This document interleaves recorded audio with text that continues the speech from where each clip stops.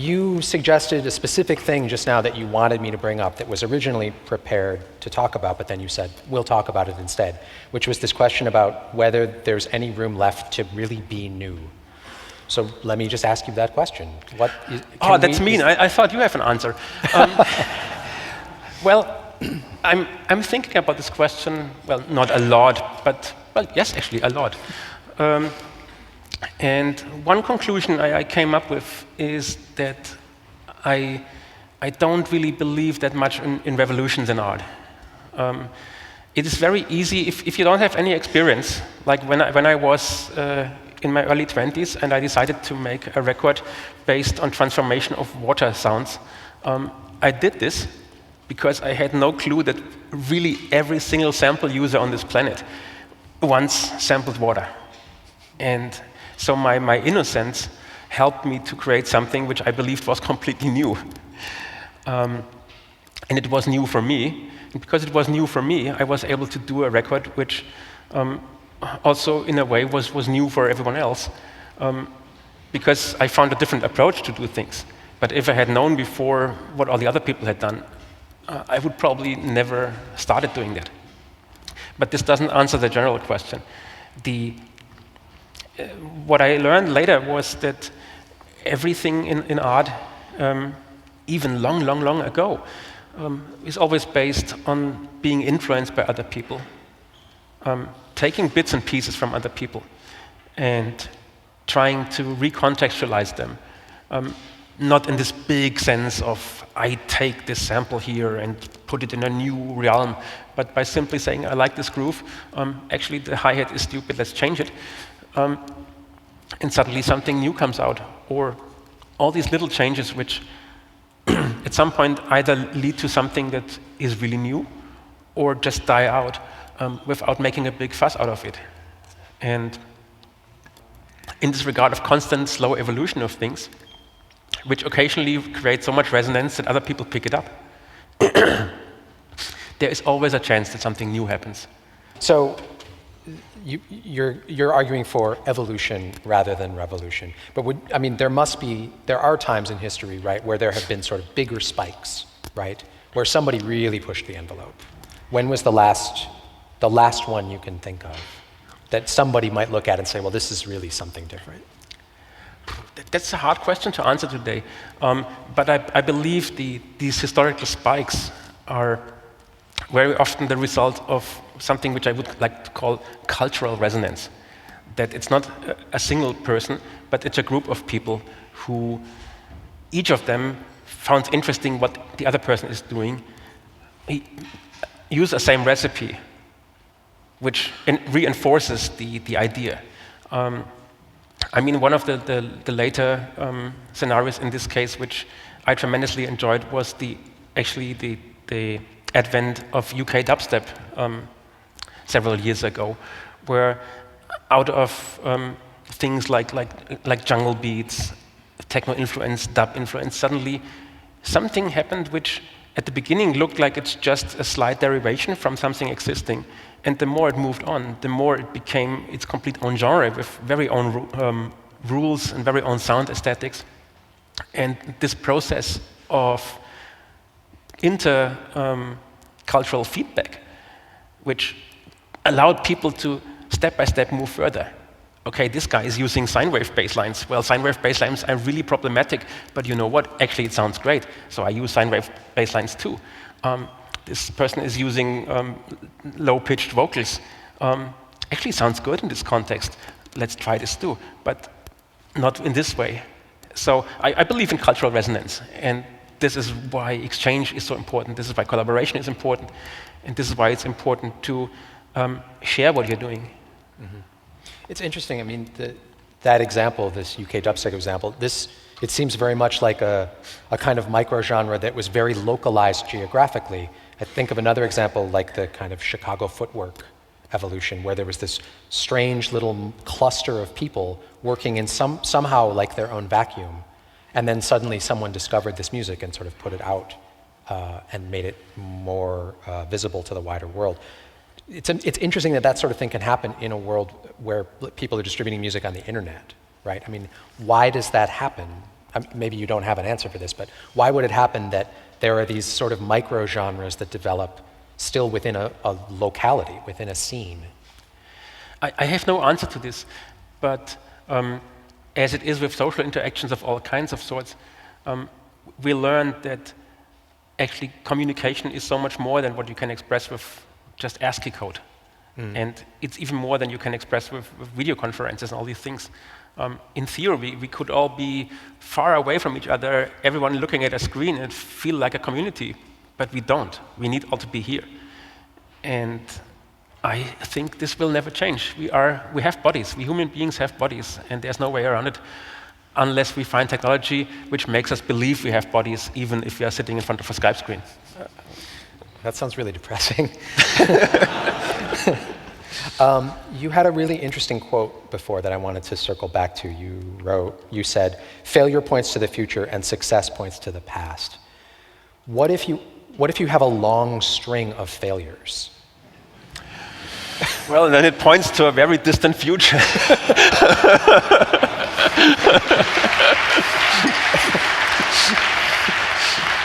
But I mean, the kind of short-term balance between failure and success feels like the kind of thing that could be really inspiring to keep going. But if you fail and fail and fail, then I imagine this leads to sort of really being like in a disheartening situation. And then it's hard to see that distant future, right? I guess so, but I believe what qualifies us as creative people is that we learn probably from a very young age onwards to accept that some of our ideas are odd. I mean, again, I can only speak from personal experience. In my family, no one was ever a musically educated person. When I insisted I want to have a synthesizer, the answer was, well, then get a job and try to buy one. And they were expensive these days, so I had to work a lot till I got my first Juno 6. And I had no formal musical education, so I made all kinds of weird things inspired by the weird music I was listening to, which, quote, music teacher, is no music. So it was a very hostile environment. And at some point, as a boy, I mean, I want to impress my parents, so I played my mother what I was doing. And she said, well, that's really not nice. And I was deeply frustrated because I thought it's fantastic. It was complex harmonic with weird clusters. I had a fair idea of 20th century music, which I found way cooler than 18th century. Mozart, forget about it, not interested. Penderecki, wow, yeah. And so I made an experiment. I played my mother a stupid C major chord, C major, G major, F major. Okay, so example 1, and then I played this kind of complex clustery thing. And I said, which one is better? And my mother, of course, did the completely predictable and said, well, the first one is music. And this was the moment where I understood that it's just a completely different reference frame, and it's not my failure, it's just that the reference frame is not the correct one. And probably every artist has those moments at some point. And if you continue doing things after those moments, then you're already prepared for all the things which come up later. Because whatever you do, there's always people who dislike it. And no matter how famous you are, no matter what kind of genius you are, there will be a bad review. So either ignore them or deal with them. Well, I mean, it gets to what you said before about the criticism that you get from people is like the most important thing for moving forward. It sounds like you were getting that really early. Well, it depends from which people. Yeah, I mean, sure. I think this is another very important skill an artist has to learn, is to filter feedback. Filtered feedback sounds fantastic. Everyone should do this all the time. Take like, notes. even good friends of mine with different musical taste, if they dislike certain things I do, I know I'm doing well. Because you're not supposed to like that. That's good if you don't like it. But if other persons with a different set dislike other aspects of what I'm doing, then I start thinking, what do you mean this sequence is trance-like and boring. This is the best thing I ever did. I mean, listen to it. I mean, well, maybe, yeah, let's mute it. That happens, yeah. You were advocating strongly for experimenting in this talk. Why do you think more people don't experiment? Well, I'm not judgmental. I don't think, I believe everyone is experimenting. So I wouldn't put it in a negative statement. I would actually rather encourage even more experimentation, because experimentation is difficult. Experimentation lead to potential failure, lead to all kinds of things. Might be seen as a waste of time, because sometimes it is. And in our time where being on time and being fast seems to be such a high value, this idea of, hey, take your time with something, make a study of 10 pieces, and if you afterwards do more understand about your work, then make a record. It doesn't work like this. The idea is, hey, go, make a record. Hey, you didn't release a 12 in the last 2 months. What's wrong with you? There's a lot of pressure, and if you feel this pressure, then it might be disencouraging for experimentation, because, well, experimentation can fail. And so I don't think that we as creative people are not happy with experimentation. It's just that we feel a pressure to deliver results. And by very nature, experimentation sometimes doesn't lead to results. If every experiment you do is a success, then your experiments are wrong, because they're not experiments. You just repeat what you do. If 50% or more fail, then I would say you try something new. There are practical concerns too. You know, you're talking about the pressure to continue putting out records. This may be a source of revenue for people, you know, and if they don't equal the success of their last record, they miss the DJ bookings, and then their career is in the gutter, and what happens? No, actually, this is a huge concern, and this is why I said in my talk that I see it with a big mixed emotions, that, for instance, performance became so important. Not everyone who is a genius composer is a skilled performer or enjoys performing in the first place. I personally very often think I should do less concerts because I like to spend more time in the studio, but for exactly this reason of can't say no to the offer, I still do it. And there's of course a fear there to not fulfill expectations. So it's easier to say this in theory and say, yeah, I'm completely free of that, than actually live it.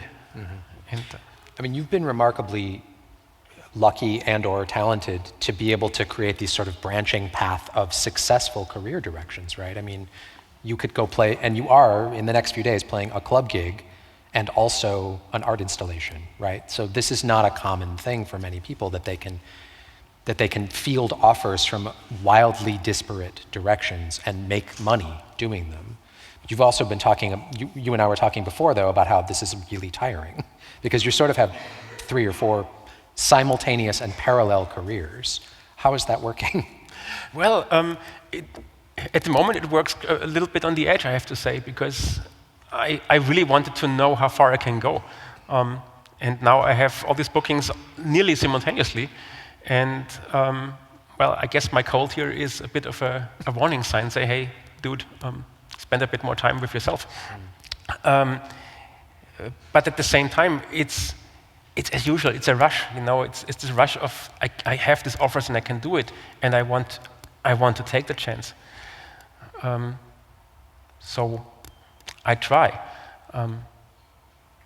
But I have to admit that at some point, I feel that if I had more time to really work on things, I would rather prefer spending more time. So doing less things and more times with more depth. But, well, it's hard to complain if I have all these bookings. I mean, you mean you'd like to take more time, but the financial reality is that you have to continue to do the gigs. Actually, it's more, in my stupid, luxurious case, It's not really the money which is pushing me. It's a strange, non-defined feeling that I have to do this. At the moment, there's a strange lack of booking for Lumieres coming in, which makes me totally antsy, but at the same time, I know that next spring I want to do a new version of it and I need the time anyway. So it's completely irrational. I should say it's perfect. No bookings, great, I can work on it. But instead of, I think, no bookings, but if there's no bookings, why should I work on it? So it's twisted. But it's interesting. I mean, you talked about, you have this tension, this feeling of tension that the bookings aren't coming, but you don't feel the same way necessarily about making a record, right? You want to take the time so that the next record has the fruits of your new learning. Right? Well, I think I had good luck at the beginning, and this might again sound like a contradiction. I never made it on the cover of Wire, and this is good luck, because what I mean with this is so many of my colleagues made their first record and became instantaneously very famous, because it was the time where this happened. And afterwards, they were immediately eaten by a bigger label, and here's your contract. And okay, deliver 3 more albums in the next 3 years. And suddenly they were completely in the middle and had to deliver. And since my stuff always had their fans on a very constant basis, but never this sudden moment of this is the one record everyone can agree on, I never had this peak with a decay phase. Instead of, I have this nice long fluctuation of releases, and it's very stable over the years. And this indeed gives me the freedom to just say, well, I release if I feel like it. So sometimes it's actually good to be not in the frontmost of attention, because it frees you from all these troubles. Mm-hmm. You hinted a minute ago that you're working on a 3rd version of Lumiere, right? Can you talk a little bit about what that will be? Absolutely. I reached a point now where I play this piece again and again and make slight corrections, but these corrections are really corrections in the composition, not in the underlying technical structure. So I think this part is too long, this part needs to be faster, this movement needs to be slower, all things which I can change by changing parameters, drawing notes in live and things like this. On top of this, I have ideas which involve a fundamental change of my own software. More complex shapes, more complex, more organic movements, using more lasers, basically bigger, better, wider, larger. More lasers. More lasers, yeah. I mean, you could stop right there. And this is just something which requires that I sit back and basically spend another 2, 3, 4 months programming. And the result, hopefully, then is another huge step forward.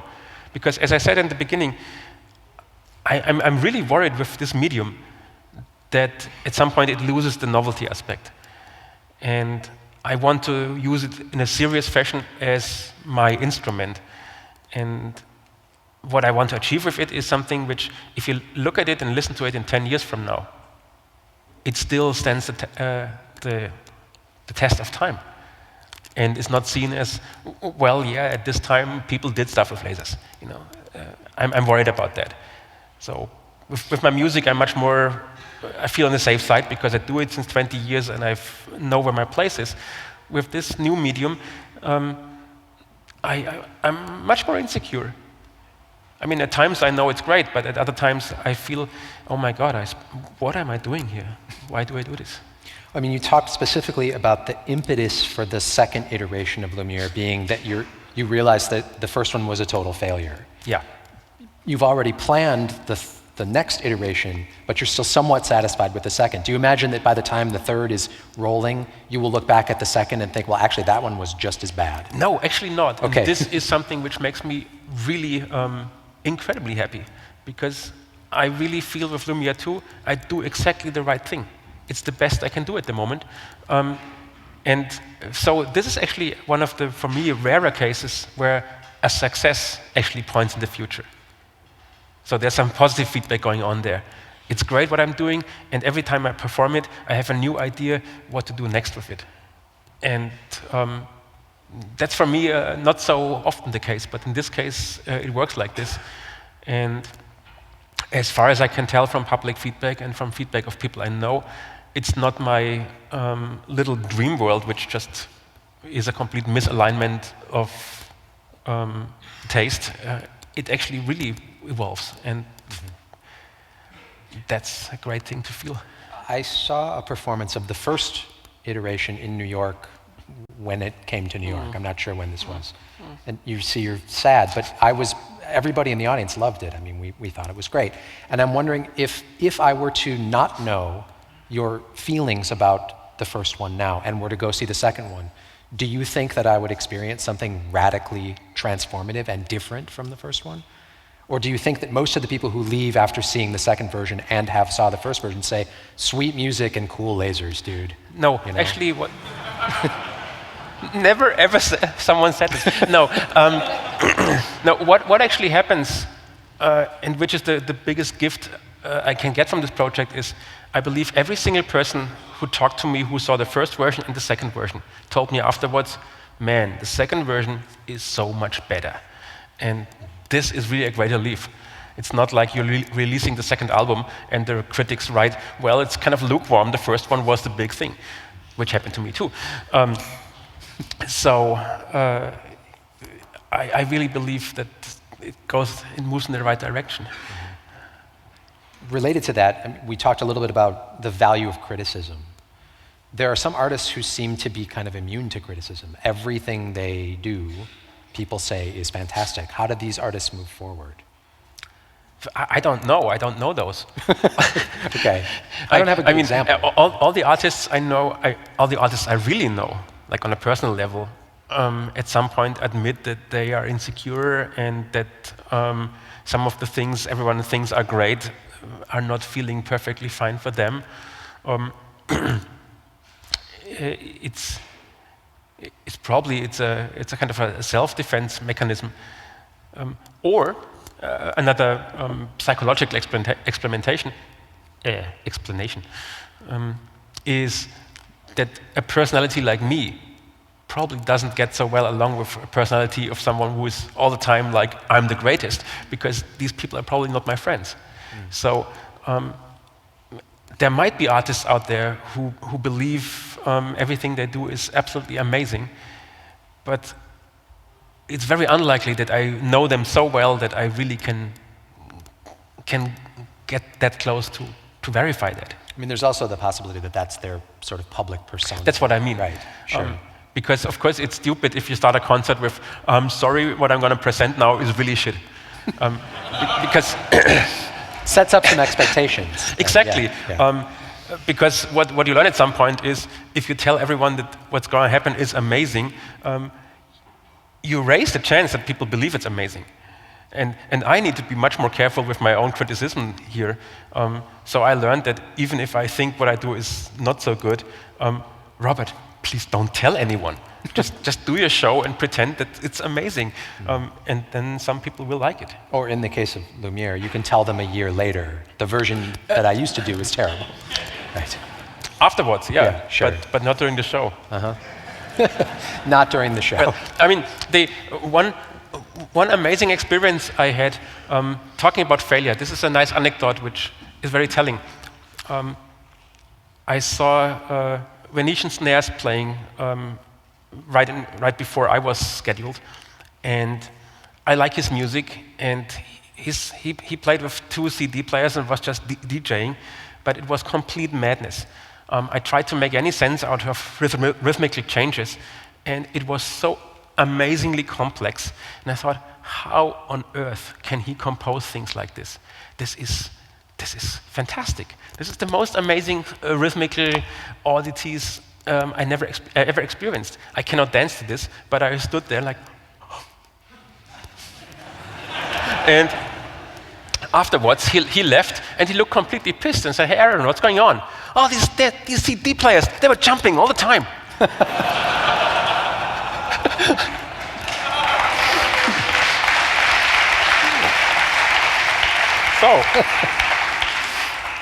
So it's like you said.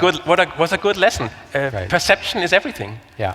And it gets back to what you said before about how the personality of the machines sometimes teaches you things, you know. If they're being temperamental, maybe it's the best music you've ever heard.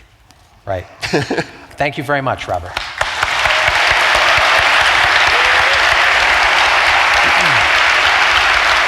Thank you. Thank you.